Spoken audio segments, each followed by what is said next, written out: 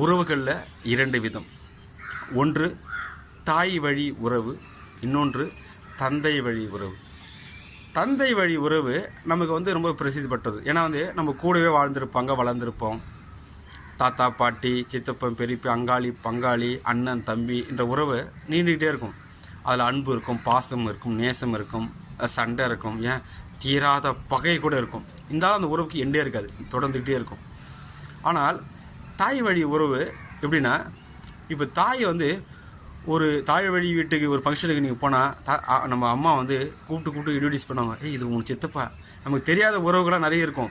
இது உன் சித்தப்பா, இது உன்னுடைய சித்தி, இது உன்னோட அத்தை, மாமா அப்படின்ற உறவுகள் நமக்கு இன்ட்ரடியூஸ் பண்ணும்போது நமக்கு ரொம்ப பெருமையாக இருக்கும். நமக்கு இவ்வளோ உறவு இருக்கா அப்படின்ற ஒரு சந்தோஷம் இருக்கும். ஆனால் தாய் இல்லாத பொழுது, அதாவது தாய் இறந்த பிறகு நீ தாய் வழி வீட்டு ஒரு ஃபங்க்ஷனை அட்டன் பண்ணி பாருங்கள். அப்பயும் நம்ம அம்மா இருக்க அந்த உறவை நேசிக்கிற அதே அளவு நேசிக்கிற உறவும் இருக்கும். என்னுடைய அம்மா பார்க்குற மாதிரி பார்க்குற உறவும் இருக்கும். நேசம், பண்பு, பாசம் அப்படியும் இருக்கும். சில உறவுகள் போலியான உறவுகளும் இருக்கும்ன்றதை நம்மளால் கண்டுக்க முடியும். அதாவது அவங்க கூட பேசணும், பழகணும்னு கூட அவசியம் கிடையாது. அவங்கள பார்த்தாவே போதும், அவங்க என்ன மனநிலையில் இருக்காங்க, அவங்க என்ன நம்மளை பற்றி நினைக்கிறாங்கன்ற நினைப்பை நம்மளால் புரிஞ்சிக்க முடியும். அதை பற்றி தான் ஔவையார் சொல்லியிருப்பாங்க.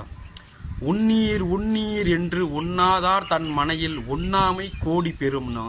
அதாவது ஒருத்தர் வீட்டுக்கு போயிருக்கீங்கன்னா, சாப்பிட்றீங்களா அப்படின்னு கேட்டாங்கன்னா தயவு செஞ்சு சாப்பிடாதீங்க, சாப்பிடுங்கன்னு அக்கறையாக நம்மளை உபசரிக்கணும், அவங்க வீட்டில் தான் சாப்பிட்ணும் அப்படின்னு சொல்லியிருப்பாங்க.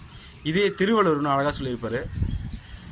நோக்க குழையும் அனிச்சம் முகம் தெரிந்து பார்க்க குழையும் விருந்து. அனிச்சம் மலர் இருக்குல்ல, அந்த மலரை நீ கையில் எடுக்கணும்னு அவசியம் இல்லை, அதை பார்த்தாவே அது வாடி போயிடுமா.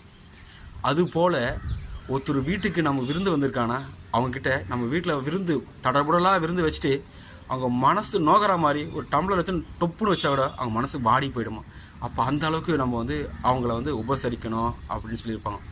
சில பேர் இருக்காங்களே, நீங்கள் பந்தியில் தாய் வீட்டு ஃபங்க்ஷனுக்கு நீங்கள் போயிருக்கீங்க, பந்தியில் சாப்பிட்டுட்டு இருப்பீங்க, பக்கத்து வீட்டு இலையெல்லாம் கவனிப்பாங்க, ஆனால் அவங்கள கண்டுக்காத மாதிரி கடந்து போயிருப்பாங்க. அந்த மாதிரி உறவுகளும் இருக்கும். அந்த உறவு யாருன்றதை நீங்கள் தெரிஞ்சுக்கிறதுக்கான ஒரு சந்தர்ப்பம், ஒரு வாய்ப்பு. நன்றி.